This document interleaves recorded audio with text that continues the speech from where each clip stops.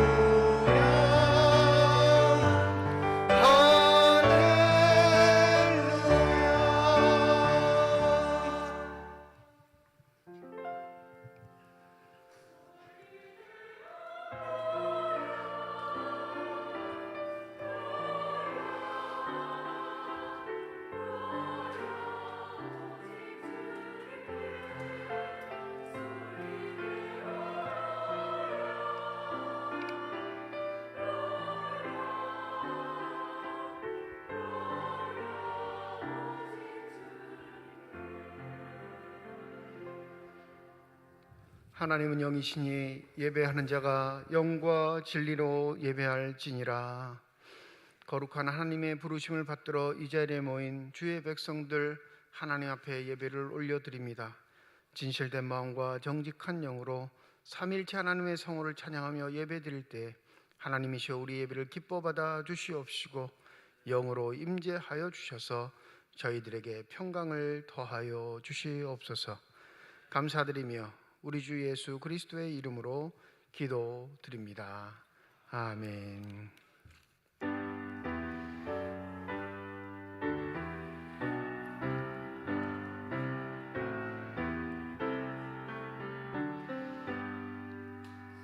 다 찬양하여라 전능한 창조의 주께 내 혼아 주 찬양 평강과 구원의 주님 성도들아 주 앞에 이제 나와 즐겁게 찬양하여라.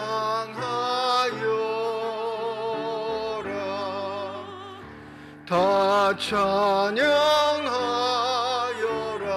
놀라운 만유의 주께 포근한 날개미 늘 품어주시는 주님 성도들아 주님의 뜻 안에서 내 소원 다 이루리라. 다 찬양하여라. 오 마음을 바쳐 이 세상 만물이 주 앞에 다 나와 찬양 성도들아 기쁘게 소리 높여 영원히 찬양하여라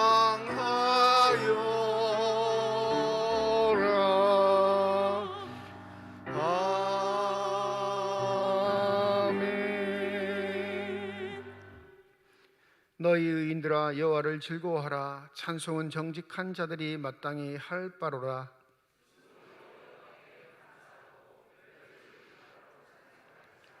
새 노래로 그를 노래하며 즐거운 소리로 아름답게 연주할지어다.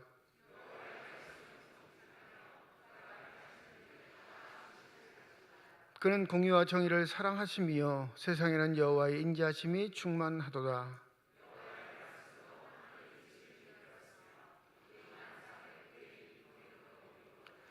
그가 바닷물을 모아 무더기같이 쌓으시며 깊은 물을 곳간에 두시도다.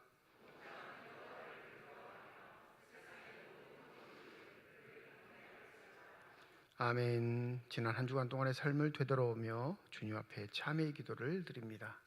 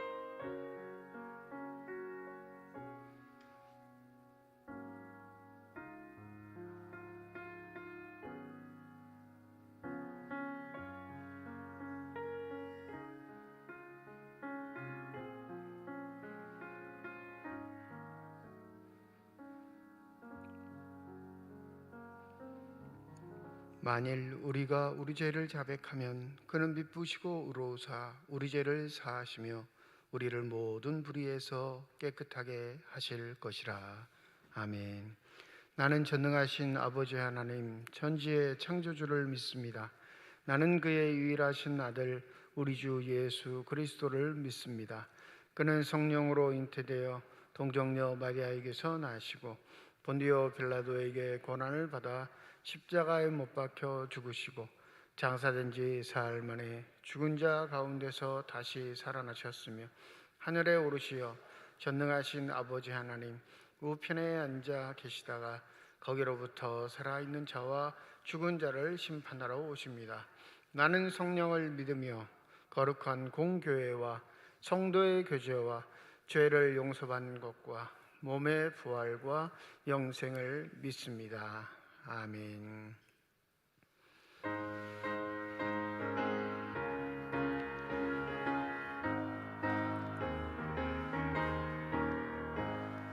주의 친절한 발에 안기세 우리 마음이 평안하리니 항상 기쁘고 복이 되겠네.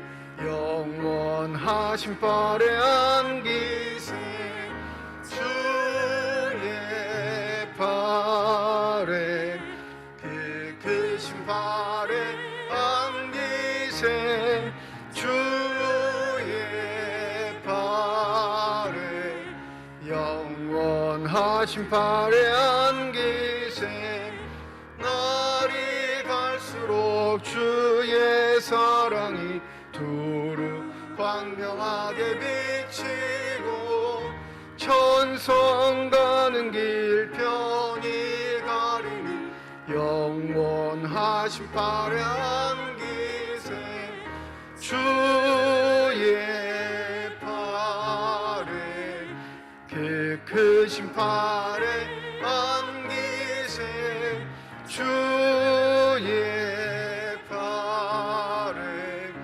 영원하신 팔에 안기세 주의 보좌로 나아갈 때 기뻐 찬미 소리 외치고 겁과 두려움 없어지니 영원하신 판에 안기세 주의 팔에 그 크신 팔에 안기세 주의 팔에 영원하신 팔에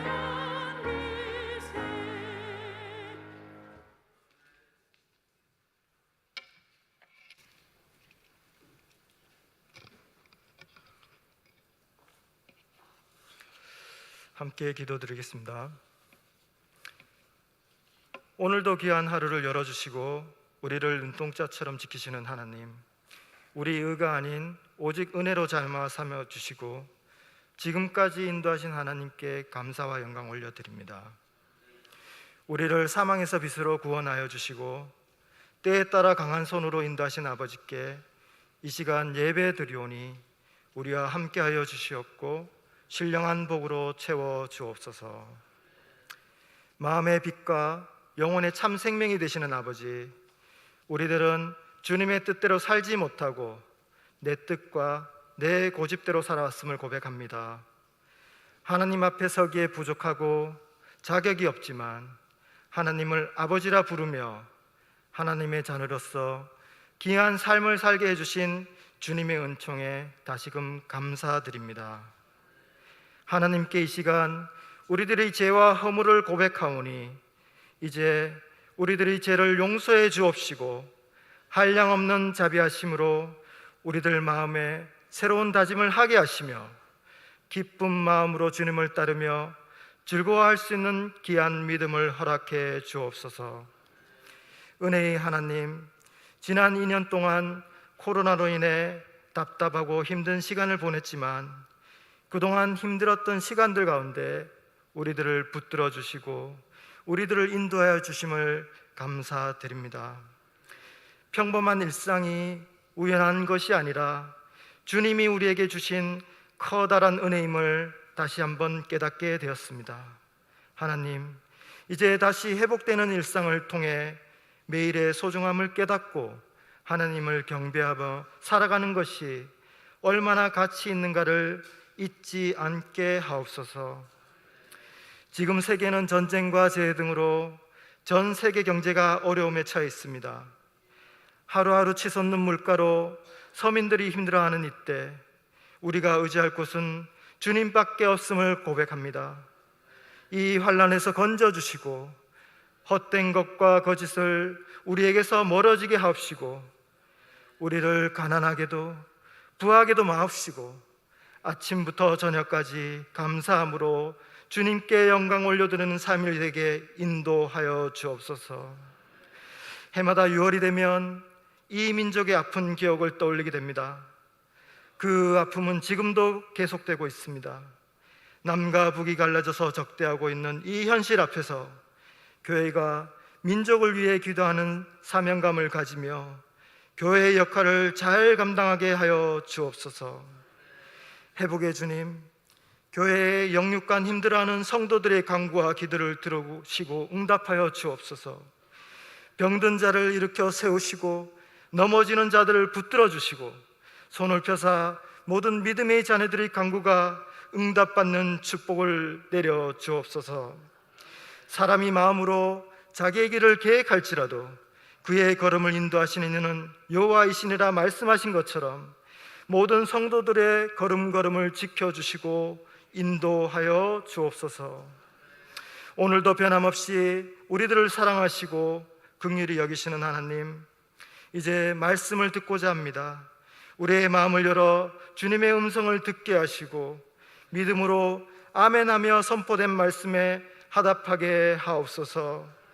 기도하며 준비한 말씀을 전하시는 목사님께 성령으로 충만하게 하시고 하나님의 영광을 드러내는 생명의 말씀이 되기를 원합니다. 예배를 돕는 손길들 있습니다. 임마누엘 찬양대와 보이는 곳, 보이지 않는 곳에서 오직 주의 이름을 위하여 수고하고 헌신하는 이들에게 복을 더하사 평강과 은혜가 그들의 삶과 가정에 충만하게 부어주길 예수님의 이름으로 기도합니다. 아멘.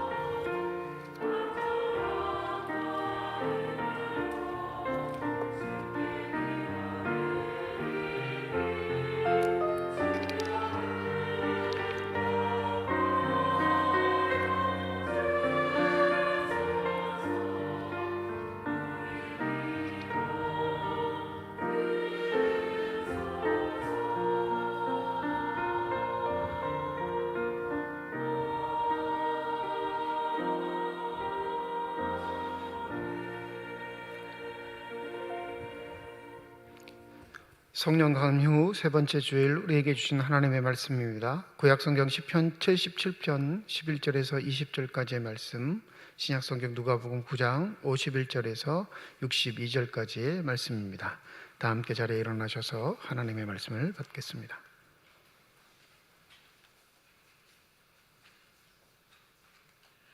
오늘 우리에게 주시는 하나님의 말씀입니다. 곧 여호와의 일들을 기억하며 주께서 옛적에 행하신 기이한 일을 기억하리이다. 또 주의 모든 일을 작은 소리로 읊조리며 주의 행사를 낮은 소리로 되뇌이리이다. 하나님이여, 주의 도는 극히 거룩하시오니 하나님과 같이 위대하신 신이 누구니까? 주는 기이한 일을 행하신 하나님이시라. 민족들 중에 주의 능력을 알리시고 주의 팔로 주의 백성 곧 야곱과 요셉의 자손을 속량하셨나이다. 셀라. 하나님이여, 물들이 주를 보았나이다. 물들이 주를 보고 두려워하며 기품도 진동하였고 구름이 물을 쏟고 궁창이 소리를 내며 주의 화살도 날아갔나이다. 해오리 바람 중에 주의 우레소리가 있으며 번개가 세계를 비추며 땅이 흔들리고 움직였나이다. 주의 길이 바다에 있었고 주의 곧은 길이 큰 물에 있었으나 주의 발자취를 알 수 없었나이다. 주의 백성을 양떼같이 모세와 아론의 손으로 인도하셨나이다.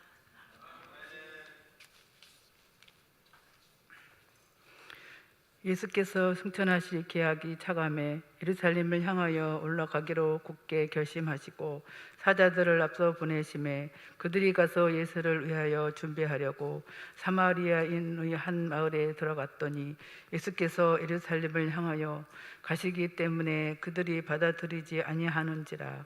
제자 야고보와 요한이 이를 보고 이르되 주여, 우리가 불을 명하여 하늘로부터 내려 저들을 멸하라 하기를 원하시나이까? 예수께서 돌아보시며 꾸짖으시고 함께 다른 마을로 가시니라. 길 가실 때에 어떤 사람이 여짜오되 어디로 가시든지 나는 따르리이다. 예수께서 이르시되 여우도 굴이 있고 공중에 새도 집이 있으되 인자는 머리 둘 곳이 없도다 하시고 또 다른 사람에게 나를 따르라 하시니 그가 이르되 나로 먼저 가서 내 아버지를 장사하게 허락하옵소서. 이르시되 죽은 자들로 자기의 죽은 자들을 장사하게 하고 너는 가서 하나님의 나라를 전파하라 하시고 또 다른 사람이 이르되 주여, 내가 주를 따르겠나이다마는 나로 먼저 내 가족을 작별하게 하소서 허락하소서. 예수께서 이르시되 손에 쟁기를 잡고 뒤를 돌아보는 자는 하나님의 나라에 합당하지 아니하니라 하시니라.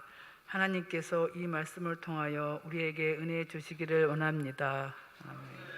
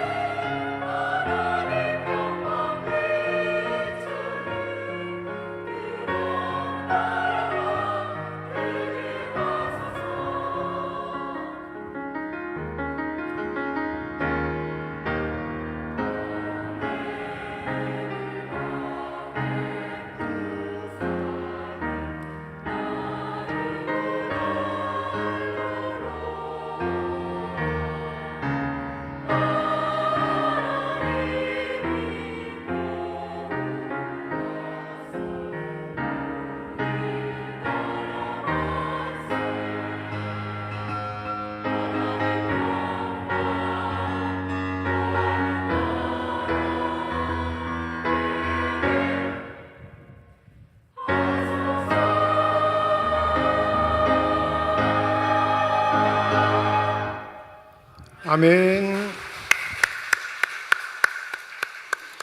기도하겠습니다. 이 시간 우리들의 눈을 열어주시사 주 형상 바라보게 하여 주시옵시고 우리들의 귀를 열어주셔서 주 음성 듣게 하여 주시옵소서. 닫혀진 우리의 심령의 문이 성령의 은혜 가운데 활짝 열려지게 하여 주셔서 하나님 아버지 마음속에 품고 계시는 기쁨과 만족과 평강이 가득 넘치는 시간이 되게 하여 주시옵소서. 감사드리며 우리 주 예수 그리스도의 이름으로 기도드립니다.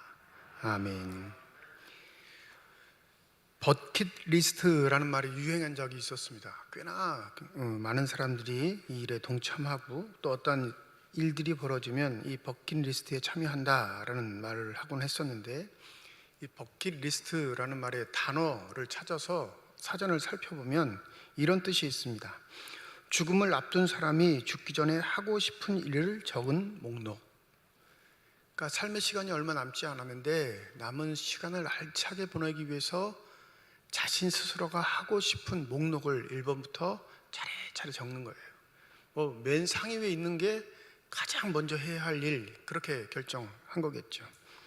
그래서 이 버킷리스트란 말을 아무리 흔히 사용할지라도 이 상황의 인식이 뒤떨어지게 되면 결코 이 일을 해낼 수가 없는 겁니다.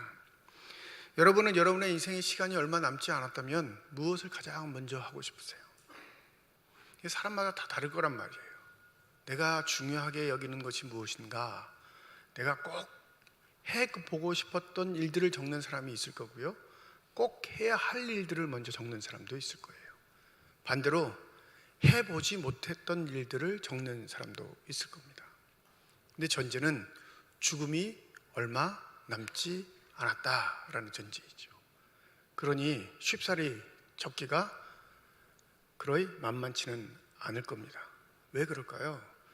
나에게 소중한 것, 내가 중요시 여기는 것, 내가 하고 싶은 것, 내가 소망하는 것을 잘 모른 채 살아오는 삶도 있기 때문에 그렇습니다. 익숙해졌던 시간들의 흐름에 자신 스스로를 맡기는 게 보통 인생의 삶의 방식입니다. 학창시절은 학창시절이니까 그렇게 사는 거예요. 그죠?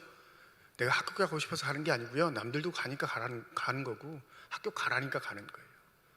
학교 졸업하고 직장을 취직하니까 직장인들대로의 삶을 삽니다. 의지적 결단이 아니라 남들 다 그렇게 사니까 사는 거예요. 결혼도 마찬가지죠.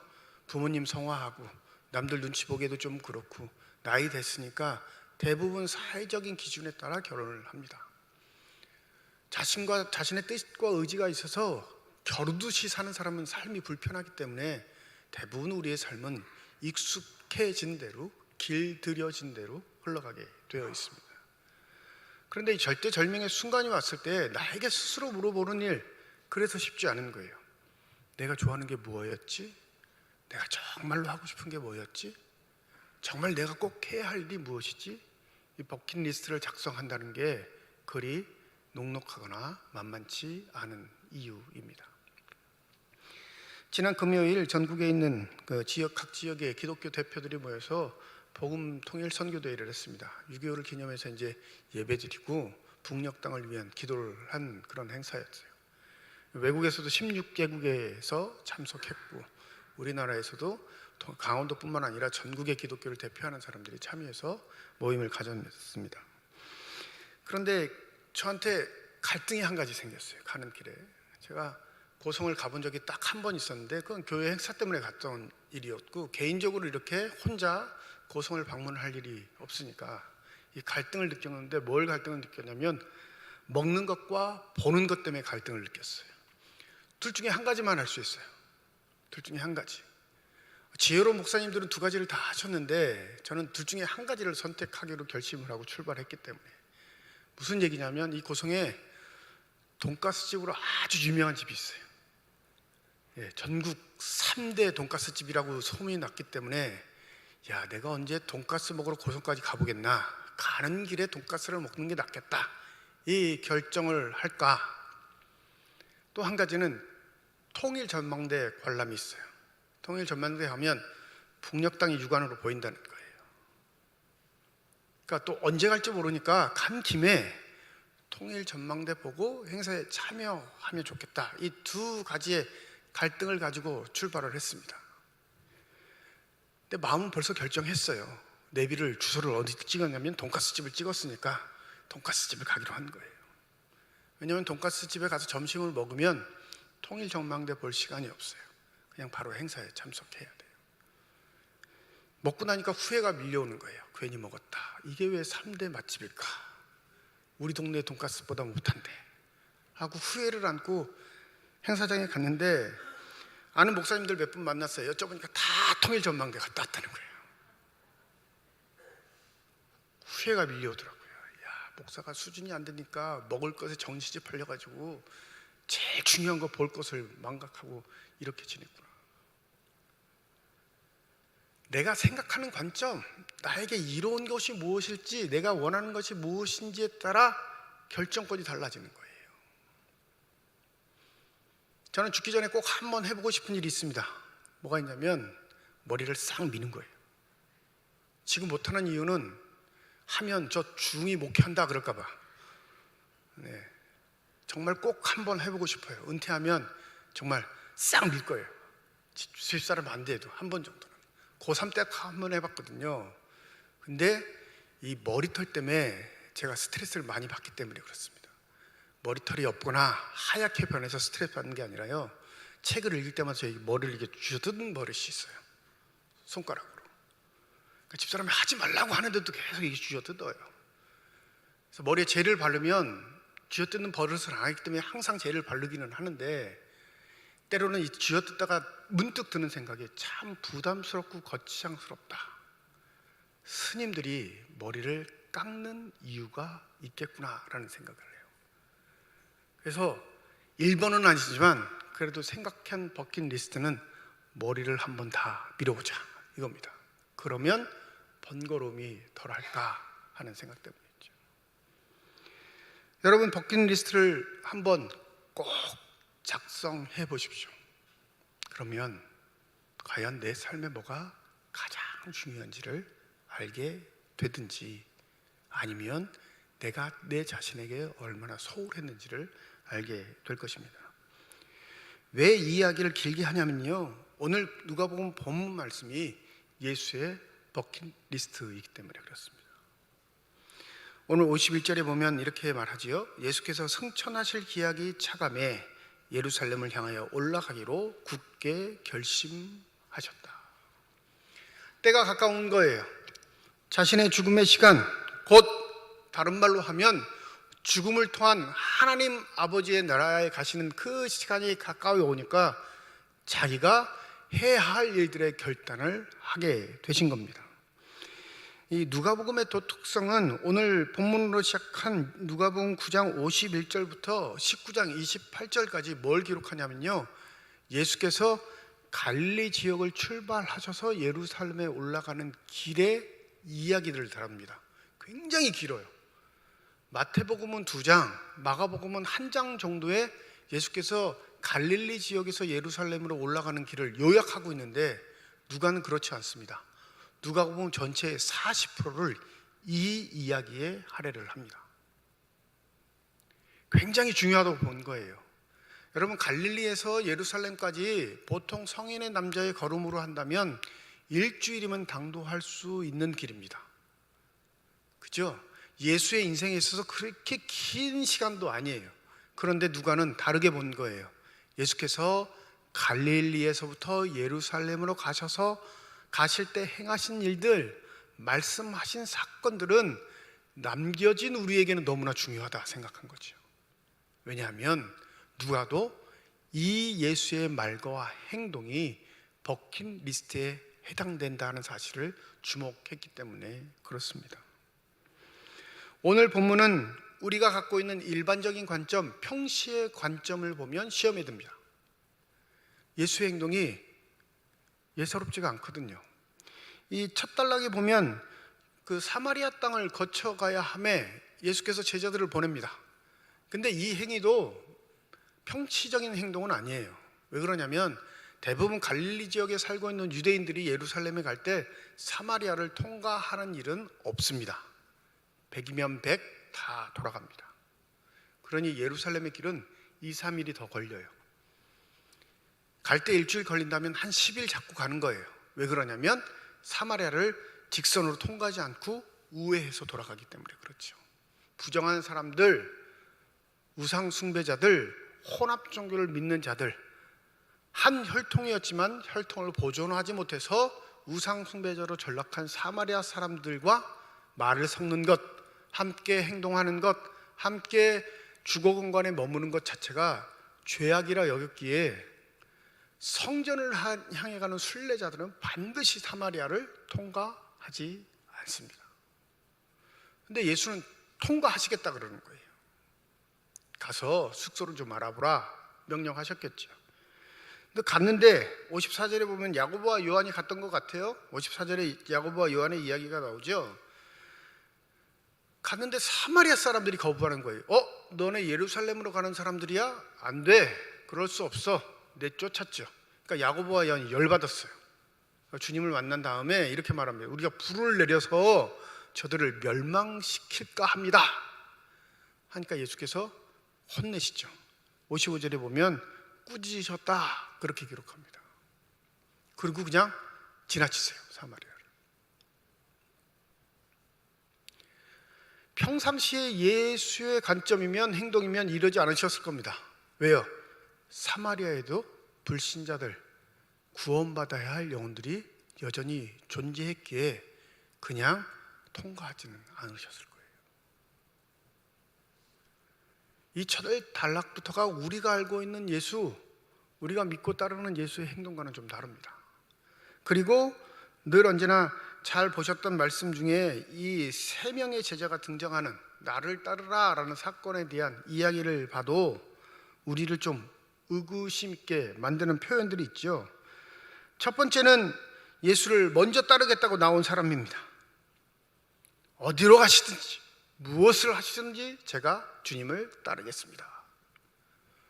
아니, 자발적으로 따르겠다는데 굳이 반대할 이유가 있을까요? 먼 길 가는데 한 사람이라도 더 있으면 힘 덜 들고 또 일을 나눠서 할 수 있으니까 얼마나 편하겠어요. 근데 예수께서는 이 사람의 마음을 꿰뚫어 보셨던 것 같아요. 58절이죠. 여우도 굴이 있고 공중의 새도 집이 있으되 인자는 머리 둘 곳이 없도다. 편안함과 안락함, 한 자리를 차지하기 위한 제자라면 나는 필요 없다. 내가 걷는 길에 삶의 여정을 보여줄까? 머리 둘 곳 없는 삶이야. 미천한 짐승들도 자기 잠자리가 있는데 나는 잠자리도 없는 존재야. 따를래? 이렇게 물어보시는 거예요. 아니, 지도자라면 특별히 예수님 정도가 되면 좀 수준이 안 되는 제자들 데리고 다니면서 수준을 올려서 예수의 신실한 제자, 하나님의 신실한 일꾼을 만드는 게 좋은 일 아니겠어요?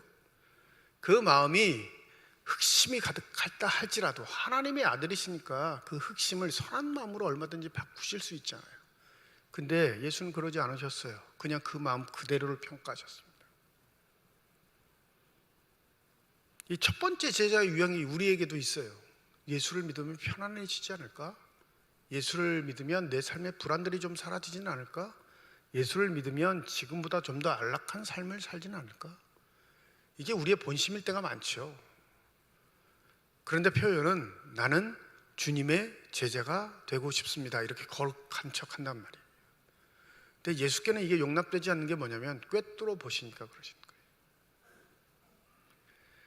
평상시 죄인들도 다독이시면서 함께 하셨던 예수께서 왜 굳이 자기가 스스로 따르겠다는 사람을 이렇게 막아버리시고 그의 마음을 꿰뚫어 보셔서 그를 무한하게 만드셨을까요? 두 번째는 또 오히려 예수가 초대를 합니다. 나를 따르라 하니까 두 번째 사람은 뭐라고 하죠? 나로 먼저 내 아버지의 장사를 치른 다음에 주님을 따를 수 있게 하옵소서. 인륜에 관한 거예요. 그 누구도 거부할 수 없는 부자지간에 관련된 일입니다. 그런데 예수는 뭐라고 하시죠? 죽은 자들로 자기의 죽은 자들을 장사하게 하고 너는 가서 하나님의 나라를 전파하라.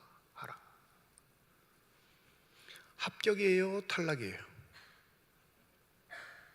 여러분, 아버지를 사랑하는 마음으로 아버지의 장례를 끝난 후에 제가 주님을 따르겠습니다 했는데, 야, 그 장례는 죽은 자들로부터 취하게 만들어. 이 말 듣자마자 효심이 가득한 아들이라면 따르겠어요, 안 따르겠어요? 탈락이에요. 물론 여기에는 유대의 전통이 포함되어 있습니다.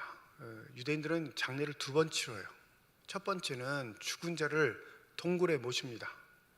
예수께서도 아리마다의 요셉의 동굴에 죽은 이후에 모시게 되셨잖아요. 그런데 그 동굴에 모인 시신이 썩어서 유골이 되면 1년 후에 그 유골을 다 걷어서 항아리에 담습니다. 그리고 가족 묘지에다가 그 항아리를 모시는 거예요. 그러니까 장례 절차가 최소 얼마나 걸려요? 1년 걸리는 거예요. 장례를 할 땐 이 기간을 말합니다. 또 이 본문을 다르게 해석할 수도 있죠. 아버지가 곧 죽게 생겼어요. 오늘 내일 하셔요. 그러니 자기가 결정을 할 수 없어요. 어찌됐든 아버지의 임종은 지켜야 되거든요. 임종부터 장례까지라고 하면 그 시간은 1년 이상의 시간인 거죠. 이래 됐든 저래 됐든 아무튼 아버지의 관계 때문에 머뭇머뭇하는 자에게 예수께서는 단호하게 말씀하셨잖아요. 죽은 자들에게 맡기고 너는 나를 따라. 마지막 세 번째도 자기가 주님을 따르겠다고 하는 사람이었습니다. 61절이죠. 내가 주를 따르겠나이다마는 나로 먼저 내 가족을 작별하게 허락하소서. 여러분, 오늘 누가복음 9장 51절부터 62절까지의 기사가 어느 기사와 맞물려서 생각나게 만드냐면 엘리야의 이야기와 맞물려서 생각나게 만들었어요. 누가가 참 의도했던지 의도하지 않았던지, 엘리야와 엘리사가 만나는 장면에서 엘리야가 엘리사보로 나를 따르라 하니까 엘리사가 뭐라고 하냐면 가서 가족에게 작별 인사를 하고 따르겠습니다 하는데, 엘리야는 뭐라고 하냐면 허락을 해요. 다녀오라고. 그런데 예수는 허락하지 않으셨습니다. 뭐라고 하시죠? 송의 쟁기를 잡고 뒤를 돌아보는 자는 하나님 나라에 합당하지 아니하리라.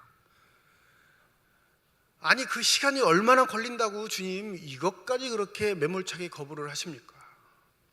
최소한 먼 길을 떠나려면 가족에게 작별 인사하는 정도는 허락해 주실 수 있지 않습니까? 이렇게 질문할 수 있는데, 오늘 본문에 내 가족들이라는 단어를 헬라어 원문으로 찾아보면 이게 토이스라는 단어를 쓰는데 남성 복수 역격이에요.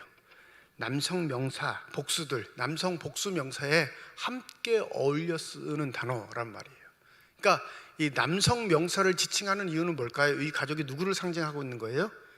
온 가족이 아니라 남자들을 상징하고 있는데, 이 남자들 중에 누굴 말하냐면 그 가정에 가장 권위를 갖고 있는 어른, 그 어른의 허락을 받아야 자신이 갈 수 있다는 것을 얘기하는 거예요.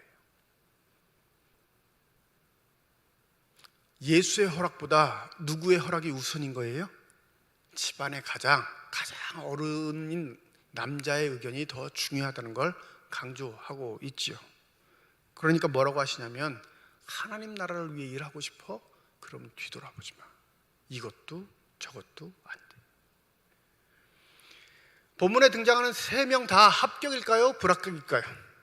불합격입니다. 하나님 나라에 합당하지 아니한 자입니다.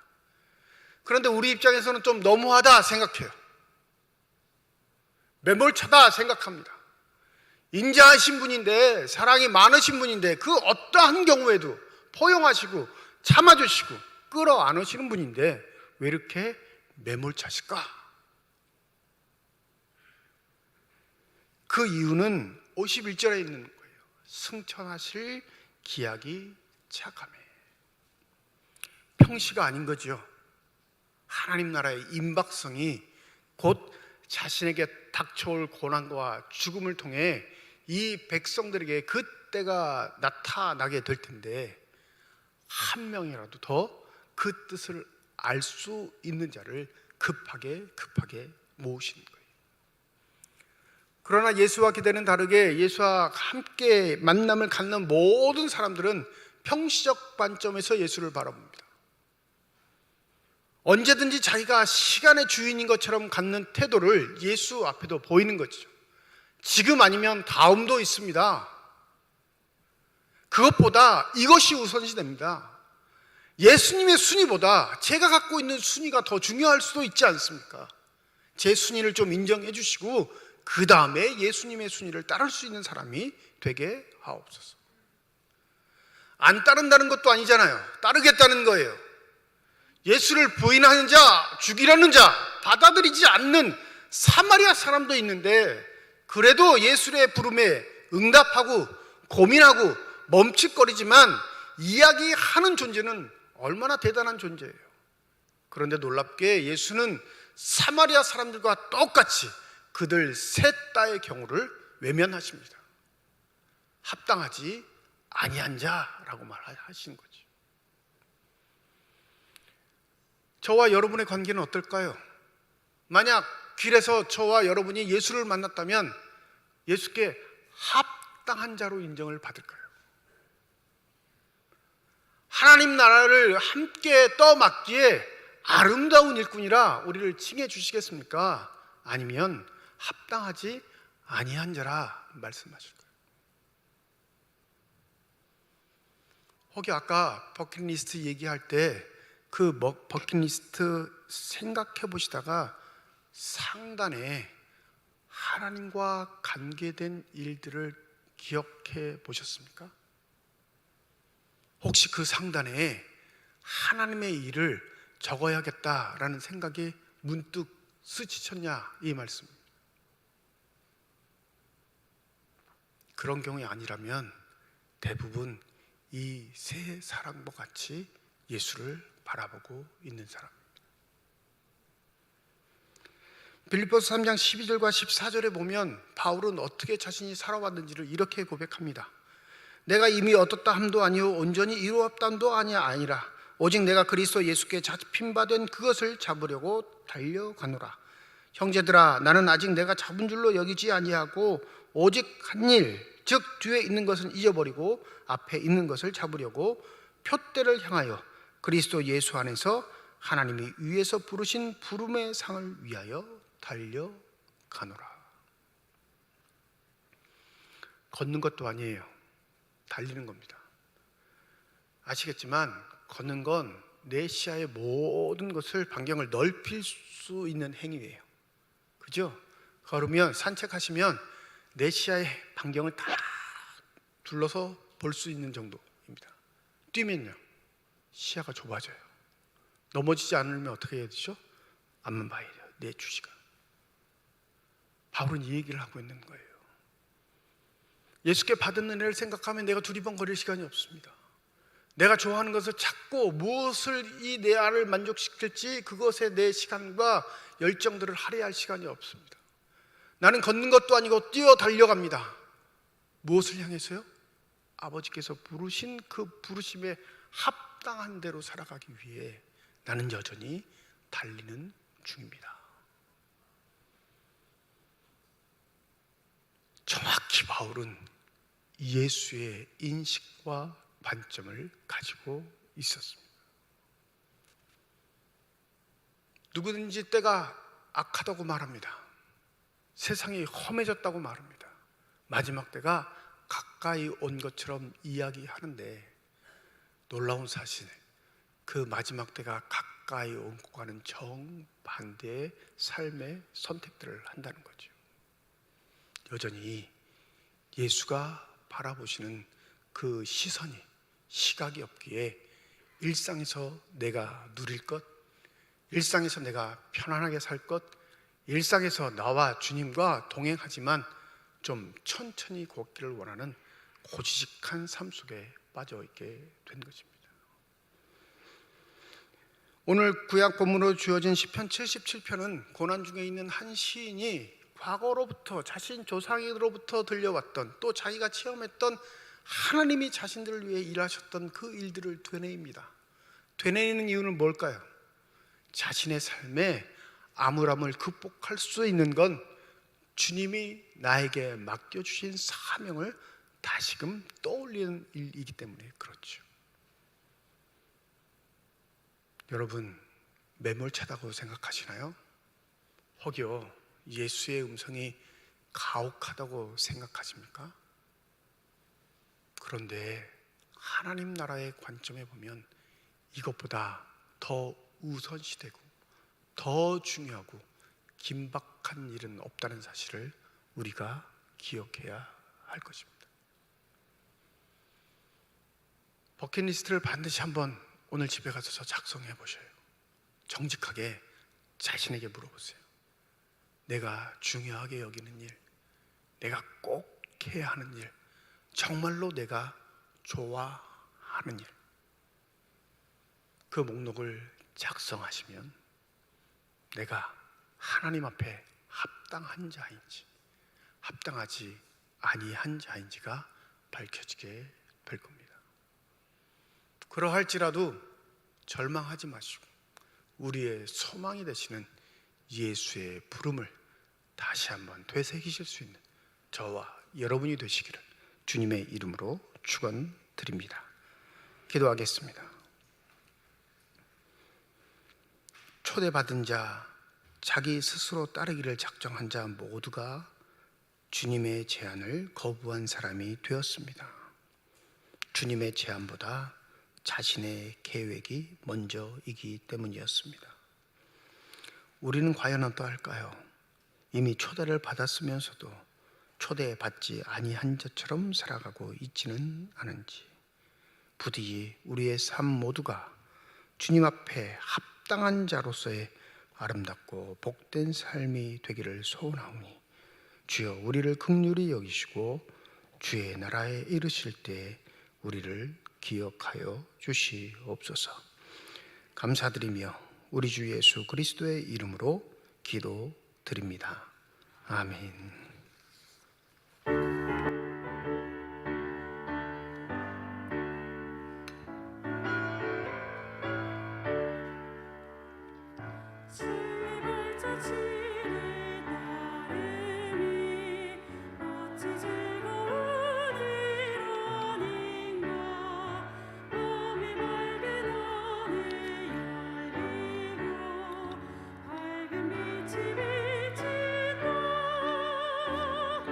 발자취를 따라가자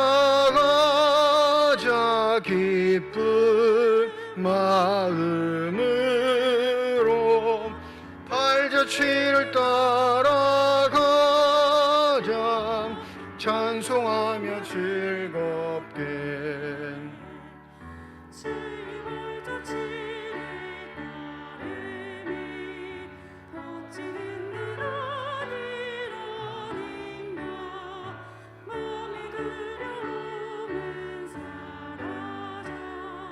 새로운 힘 솟는다 발자취를 따라가자 기쁜 마음으로 발자취를 따라가자 찬송하며 즐겁게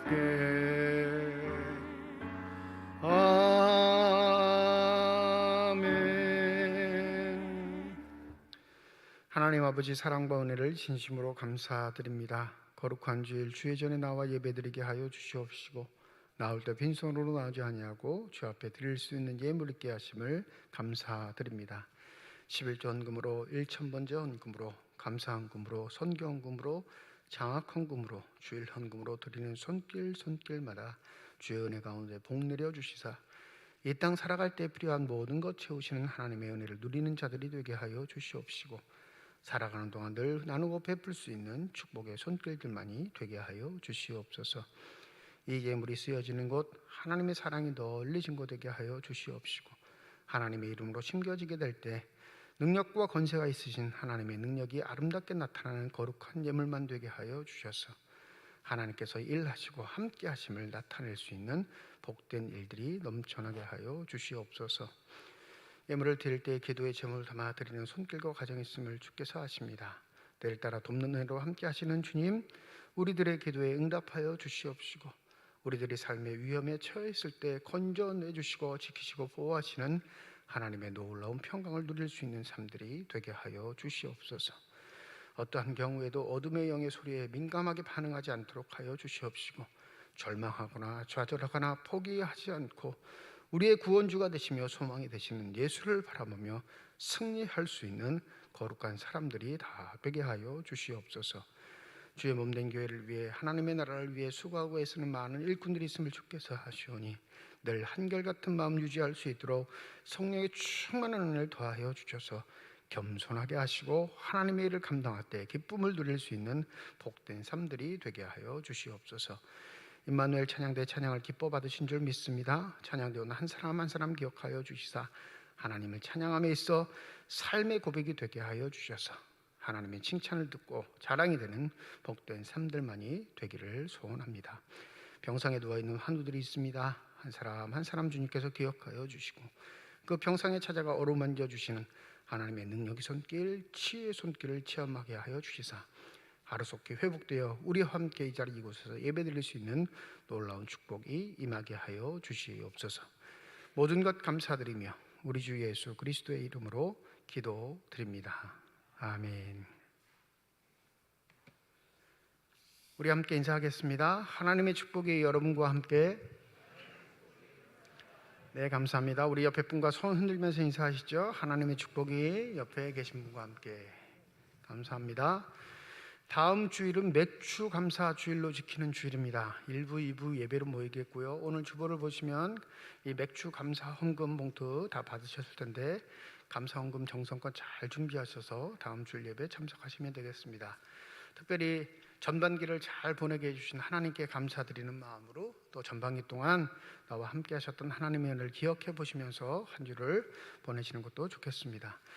7월부터는 주일 오후 찬양 예배를 드립니다. 근데 매주 드리는 건 아니고요. 첫째 주, 셋째 주 주일만 오후 찬양 예배를 드립니다. 7월에는 그래서 다음 주일, 첫째 주니까 다음 주일하고 셋째 주인 17일 오후 2시에 본당에서 찬양 예배를 드립니다. 그래서 다섯째 주가 있는 달도 첫째 주, 셋째 주만 드리고요. 넷째 주가 있는 달도 첫째 주, 셋째 주만 드립니다. 그러니까 한 달에 2번, 첫째 주, 셋째 주 주일 오후 찬양 예배 있다는 거 기억하시고 교회 오실 때 오후 찬양 예배 준비까지 해오시면 되겠습니다. 다음 주일 오후 찬양 예배가 있습니다. 7월 1일 월삭 기도회로 모입니다. 새벽 5시 본당에서 모입니다. 금요일인데 여러분들 새로운 달 7월을 열 때 기도로서 시작해 주시면 감사하겠습니다. 이 7월 금요 기도회 8일, 20일 이렇게 기록되어 있는데 이 주일 찬양 예배하고 맞물리니까 이게 헷갈리셔서 문의하신 분이 계시더라고요. 주일로 따지면 이게 둘째 주가 아니에요. 금요일 둘째 주가 아니고 금요일로 따지면 둘째 주가 돼가지고 이게 헷갈리실까봐 조정하겠습니다. 인쇄는 돼버렸지만 주일을 기준으로 이제 따지겠습니다. 오후 찬양 예배도 주일을 기준으로 첫째 주, 셋째 주, 금요 기도에도 주일을 기준으로 둘째 주, 넷째 주 이렇게 금요 기도를 하는 걸로 해서 7월 금요일 기도에는 8일, 22일이 아니라 15일, 29일이 되겠습니다. 15일, 29일. 무슨 말씀인지 알겠죠? 주보에는 지금 그렇게 인쇄됐지만 금요기도회를 주일 기준으로 해서 7월 금요기도회는 15일, 29일 이렇게 하도록 하겠습니다. 다음 주에 정정해서 다시 한번 알려드릴 테니까 금요기도회 7월 달에는 15일, 29일 모든 기준을 주일로 해서 금요기도회가 서로 엉키지 않도록 그렇게 진행하도록 하겠습니다. 여러분 양해해 주시고 다시 한번 다음 주에 광고 말씀을 드리도록 하겠습니다. 다음 주일 예배 1, 2부 예배 시에 성찬 예식이 있습니다. 우리 세례교회 시인 이상 참석하실 수 있고 또 그 참석하심에 있어 흠이 없도록 한 주간 기도로 준비해 주시기 바랍니다. 이번 주 성찬 예식은 기존에 하는 대로 하도록 하겠습니다. 일회용품 사용하지 않고 빵과 포도즙을 다시 준비해서 예전에 하던 대로 성찬 예식을 진행할 테니까 여러분 한 주 동안 기도로 준비해 주시면 감사하겠습니다. 항존직 강선자 교육 2부 예배 후 12시 30분 4층 성가대실에서 모입니다. 2022년도 교회학교 여름 행사 일정을 안내해 드립니다. 유치부는 7월 16일 토요일부터 17일 주일까지, 아동부는 7월 17일 주일날 하고 그 다음 주 23일 토요일, 24일 주일 이렇게 하고요. 중고등부는 7월 22일부터 24일 주일까지 하게 되겠습니다. 공이 다 교회에서 합니다. 여러분들 우리 행사를 위해서 기도해 주시고 선생님들과 학생들을 위해서도 기도해 주시고 또 협력해 주시고 찬조도 해 주시면 감사하겠습니다. 2년 넘게 교회학교 여름생 행사를 하지 못했는데 3년 만에 하는 행사이니만큼 여러분의 관심, 기도가 많이 필요합니다. 함께 해주시기를 부탁을 드립니다. 하늘소리 찬양단, 오후 찬양 예배 때 이제 찬양단인데 단원을 모집합니다. 악기 다루실 수 있는 분들, 노래 좀 하시는 분들, 노래방은 잘 가시는데 주일날 와서 좀 봉사하라 그러면 노래 못한다고 하시는 분들이 참 많으세요. 노래방에서 저하고 마주치시면 큰일 나니까 마음에 감동이 되시면 못하셔도 상관없어요. 열의와 열정만 있으시면 돼요. 그래서 우리 오후 찬양 예배 찬양단, 우리 남자 집사님들, 여자 집사님들이 좀 하셨으면 좋겠어요. 청년들은 잘 하고 있는데 우리 교회가 약한 게 남자 서리 집사님들, 여자 서리 집사님들이 잘 활동을 하지 않으시려고 하셔요. 그래서 기존에 하시는 분들도 잘 하고 계시지만 좀 마음에 감동이 되시는 분들은 우리 박혜원 목사님에게 꼭 신청하셔서 함께 해주시면 감사하겠습니다. 중부지역 노예협의회 선교대회가 27일 개최됩니다. 오전 11시 대전 노예관에 서 있는데 우리 총대로 오석철 장로님이 참석하시고요. 전국노예 사회봉사부 총무 워크숍이 28일 화요 오후 1시 서울에 있는 백주년 기념관에서 있습니다. 제가 다녀오게 됩니다. 노예 2단 사이비 대책 세미나가 오늘 저녁 7시 30분 동해 장로교회에서 있습니다. 이 강사로 울산대 교수로 계시는 이정은 교수님이 오시는데 요새 이 성경적 세계관이라는 책을 쓰셨는데 기독교인들이 생활상에서 성경적 가치 세계관을 가지고 살아가는 일들을 많이 알려주고 계세요. 관심이 있으신 분들은 가까우니까 오늘 참석하셔서 좋은 시간 보내시기를 부탁드립니다. 한도구 집사님 생일 감사해서 강단장식 준비해 주셨습니다. 하나님께서 앞길을 위해 자녀들 위해 축복해 주시기를 주님의 이름으로 축원드립니다. 이제 다 함께 다리 일어나셔서 결단 찬양 드리겠습니다.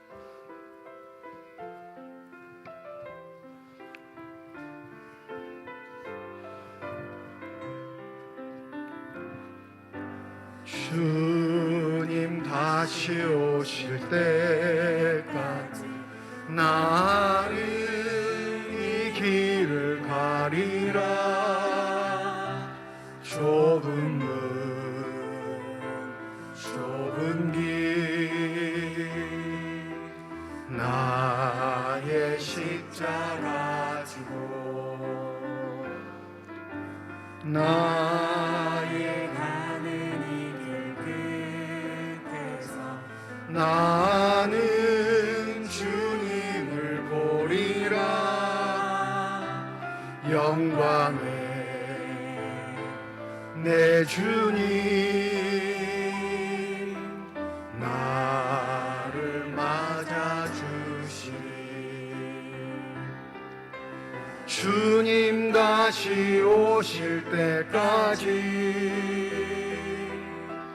나는 일어나 달려가리라. 주의 영광 온 땅 덮을 때 나는 일어나 노래하리. 내 사모하는 주님 온 세상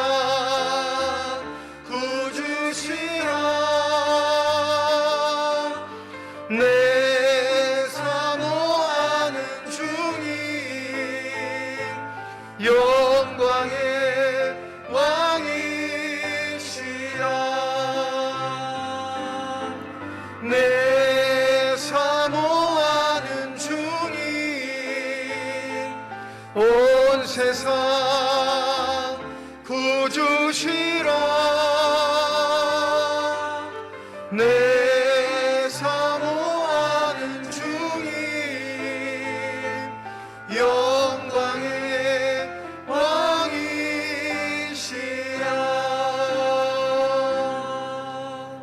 이제는 우리 주 예수 그리스도의 은혜와 하나님의 사랑과 성령이 교통하시고 내주하시고 역사하시고 충만하심이 주의 말씀을 마음에 새기고 삶의 자리로 돌아가 그 말씀의 능력자가 되기를 소원하는 주님의 거룩한 자녀들, 이들의 가정과 일터와 앞길 위에 이제로부터 영원토록 함께 하시기를 간절히 축원하옵나이다. 아멘.